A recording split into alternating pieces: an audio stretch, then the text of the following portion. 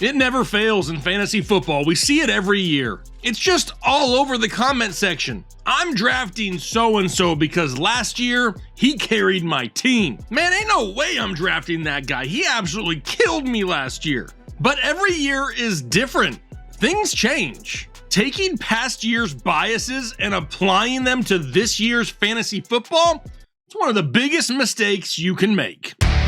That's right, today we're going to be looking at some of the best running backs in fantasy football, the ones that finished super high last year. Then, let's find out their current ADP and find out what's changed for them between 2022 and 2023. Let's see if we can find anything that excites us. But how do I gauge excitement on the channel here? The only way I know how. An eggplant meter.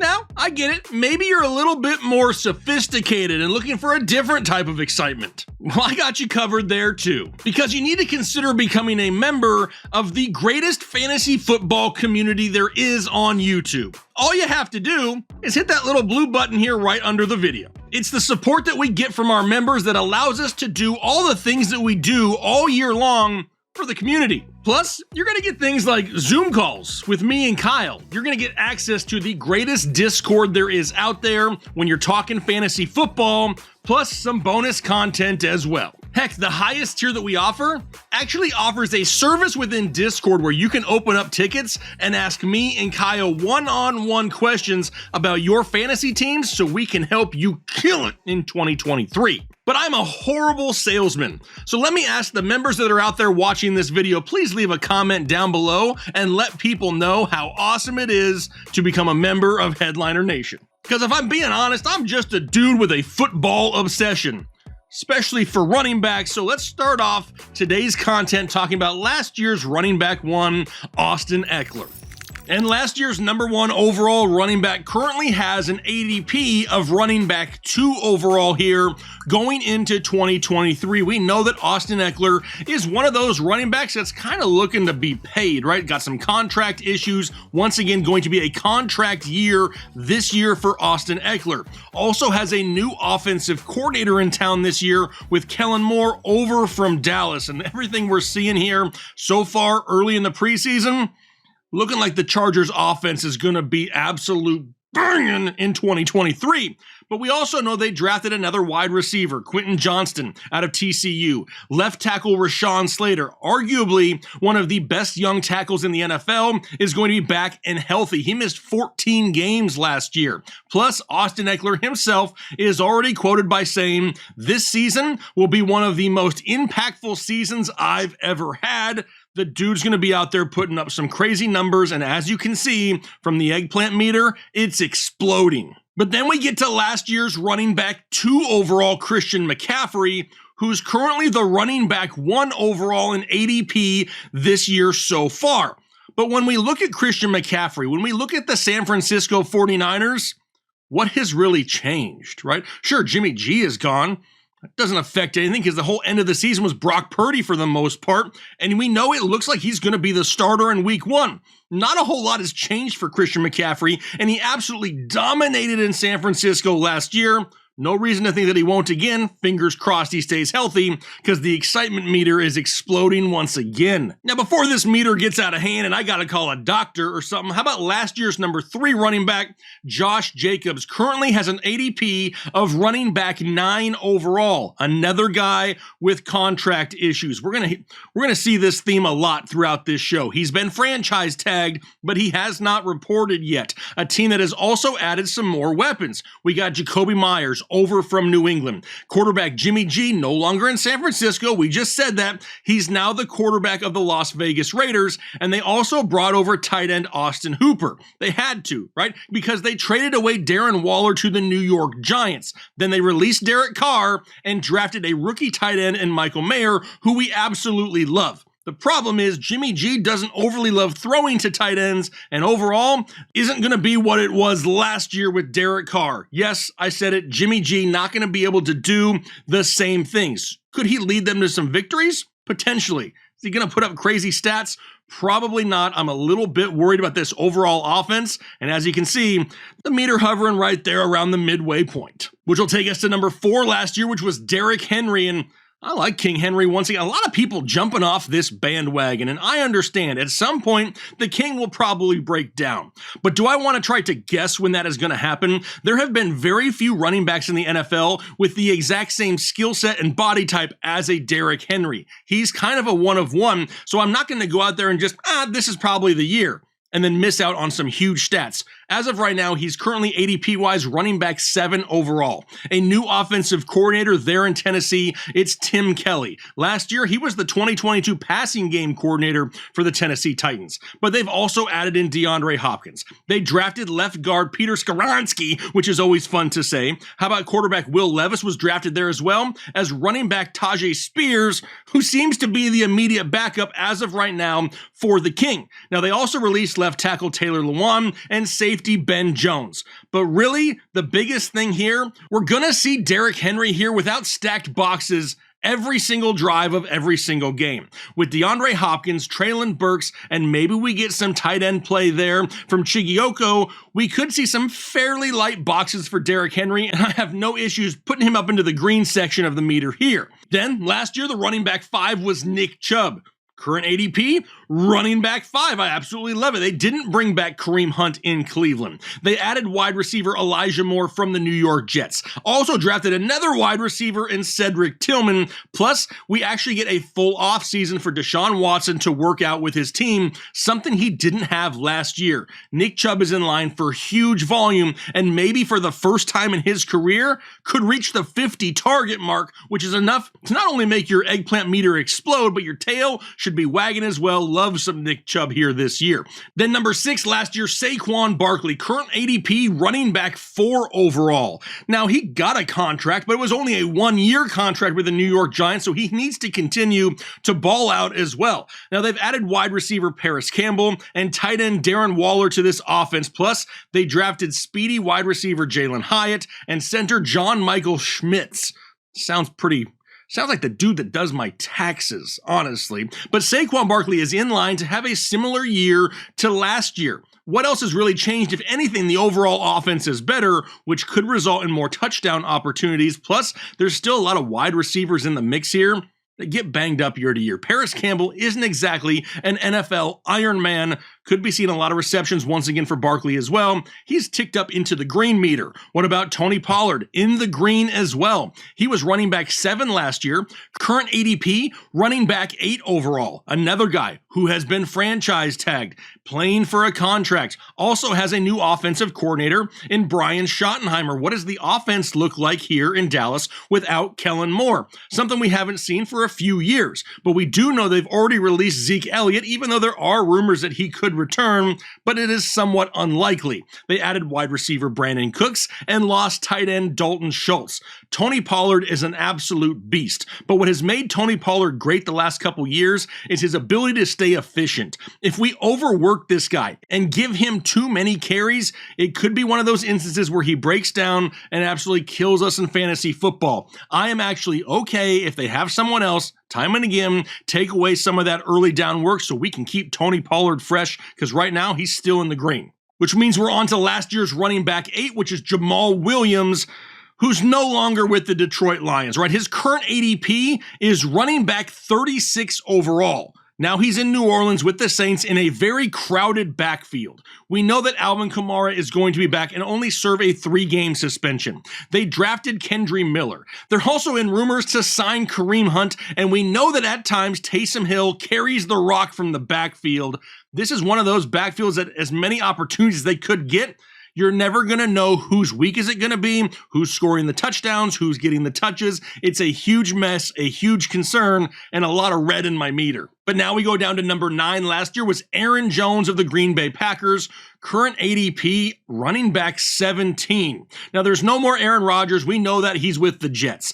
They drafted wide receiver Jaden Reed and 2 tight ends, Luke Musgrave and Tucker Kraft. Now this offensive line should be back and healthy, but Jordan Love is the new starting quarterback. And a lot of people look at just that reason as a way to avoid Aaron Jones, and that makes no sense whatsoever. A first-time, full-time starter in the NFL really relies on his running game, his running backs.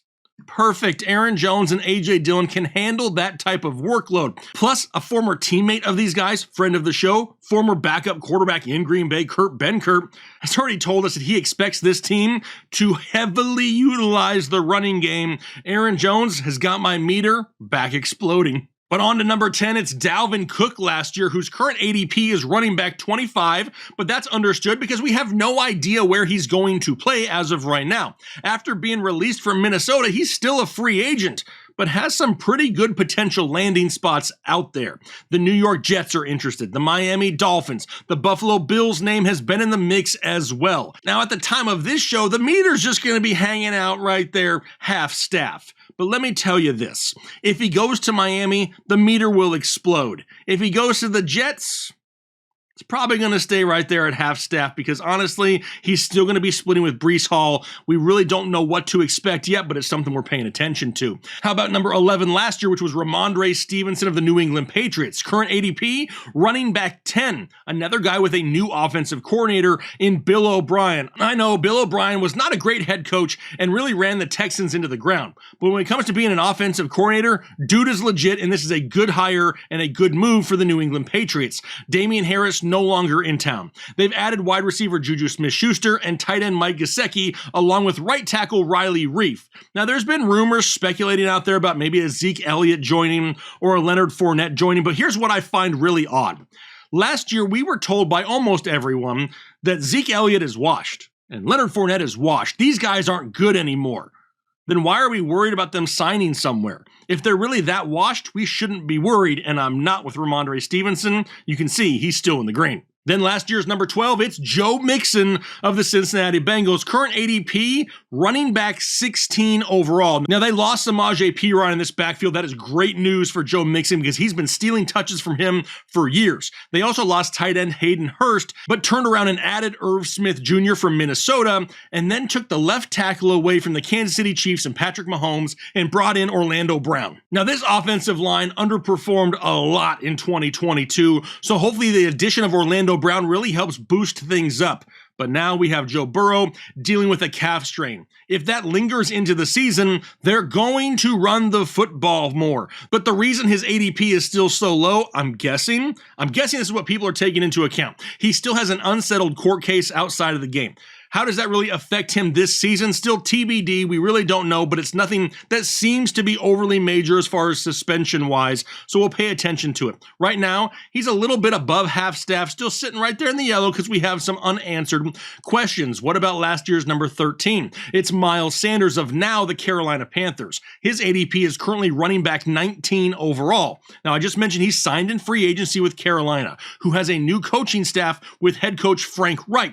Plus, this overall offense is just improved. They had the number 1 overall pick. They took Bryce Young. Now, sure, they arguably lost their best wide receiver in DJ Moore, who went to Chicago. But then they turned around, they added Adam Thielen, DJ Chark, they brought over Hayden Hurst from Cincinnati, and then Miles Sanders in this backfield. Even though they may not be big names anymore, the overall offense in Carolina is very improved. But most importantly, he's on a team that wants him, and not only wants him, wants to use him. There is definitely some inconsistencies at time with his usage in Philadelphia. That shouldn't be the case in Carolina, and my meter is back and exploding. So on to number 14 last year, which was Naji Harris, Pittsburgh Steelers. His current ADP is running back 11 overall. We now head into year 2 of Kenny Pickett. They also added wide receiver Allen Robinson and left guard Isaac Seumalo to definitely help bolster that offensive line. Then they helped themselves even more in the draft by drafting left tackle Broderick Jones. A big improvement on the offensive line. It's signaling that the Steelers want to go back to a heavy run game. Plus, most importantly, Naji Harris will be starting this year fully healthy. Not something he did last season. Remember, he was dealing with a Lisfranc injury at this time last year. Should be good to go, and he's in the green of this meter right now. Last year's number 15, one of the washed running backs from everybody, Leonard Fournette. Now, his current ADP is running back 58, and that's because he is still an unsigned free agent who has multiple potential landing spots. Wherever he goes, more than likely he will not have a very large role. A role, sure. A large enough role to be anywhere near running back 15, probably not. More than likely, if at all, a very bottom of the draft bench stash for you, and something that I kind of just have him sitting right here, middle of the pack until we find out where he lands. But then we have number 16, Kenneth Walker, Seattle Seahawks. Now, his current ADP, running back 15, so pretty close to where he ended last season. Then this offseason, the Seahawks went out and drafted running back Zach Charbonnet and wide receiver Jackson Smith-Njigba. They also added center Evan Brown. Focused on improving the defense, which is great news for the running game, because if the defense can keep scores close, can they hold leads late, we're going to see a lot more running late in Seattle here this year. The problem, he's currently already dealing with a groin injury. Is he good to go by week 1? All signs are kind of pointing that he should be good to go to start the season, but it's got me a little bit worried, and it's keeping me right here at half staff. Number 17 last year, it's Travis Etienne of the Jacksonville Jaguars. His current ADP, running back 12 overall. They just activated wide receiver Calvin Ridley here this year in Jacksonville, and he's definitely going to help take this offense to the next level. But what really has a lot of people concerned is that they drafted running back Tank Bigsby.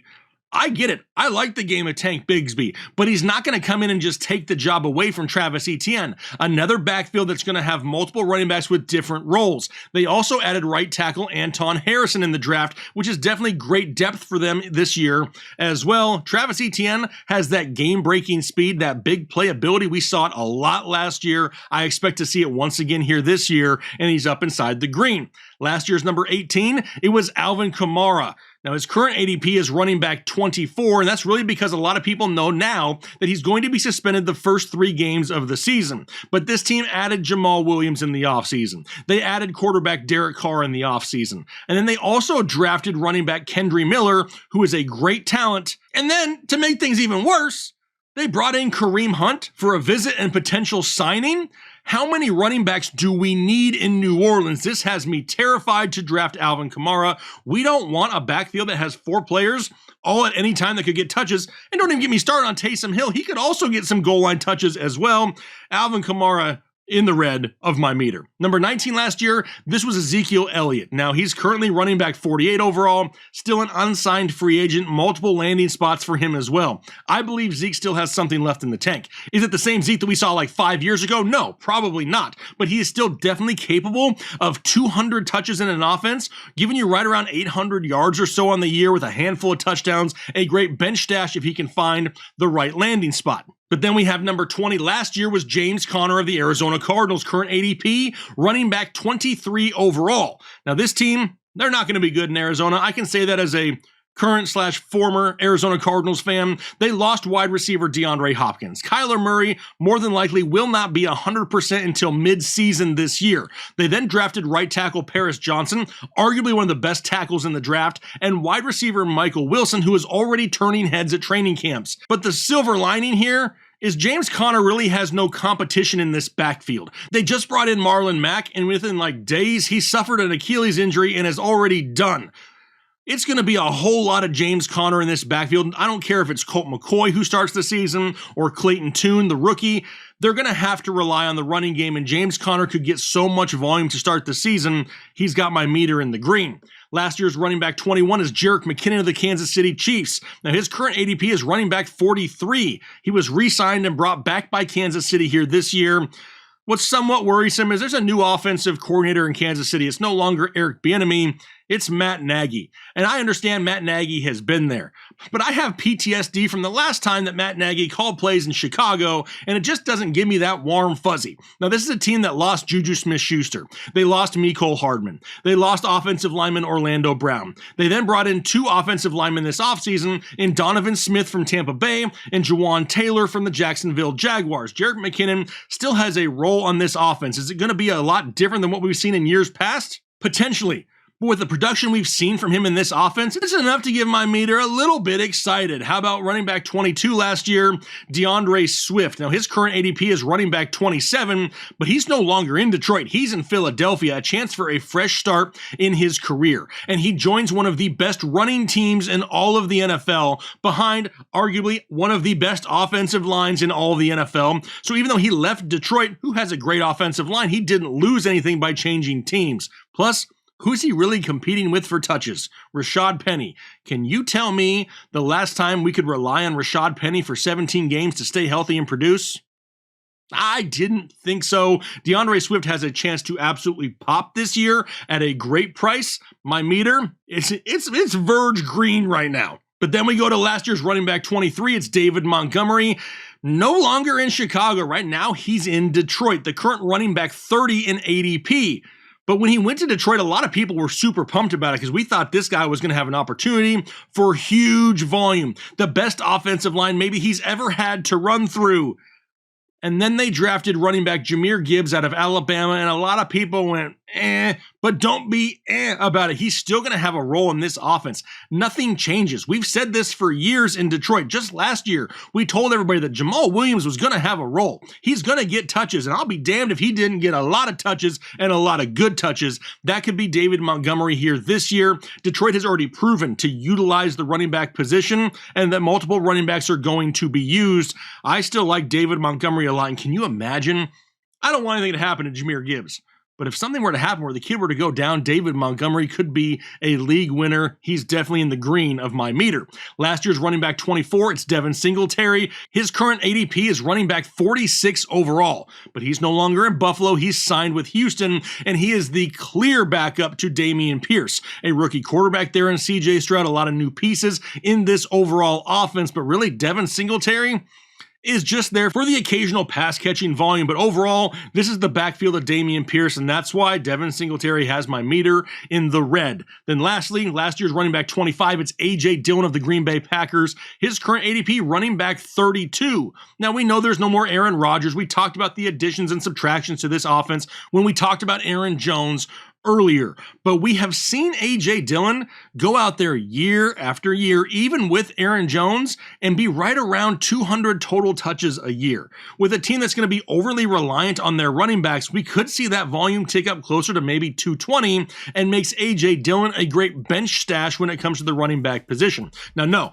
I don't want A.J. Dillon to be my running back 1 or my running back 2 on my team. That's absolutely bonkers. But I don't mind having him on my bench as a stash running back just in case, because he's somebody you can use at a moment's notice if you have somebody that gets hurt or that's on a bye week. But which one of these guys has your eggplant meter a little bit excited? Remember, one of the most important things you can do in fantasy football is not bring previous year's biases into current year's fantasy football seasons. That's how you miss out on some great opportunities with some great players, so don't do that. Something you can do instead, smack the like button if you haven't already. If this video can get over 1,000 likes, I'm going to give away a free draft guide to somebody who leaves a comment down below in the comment section. So hit the like button, subscribe if you haven't already, because we got you covered for all things fantasy football all year long. And then most importantly, do your part to make the world a better place.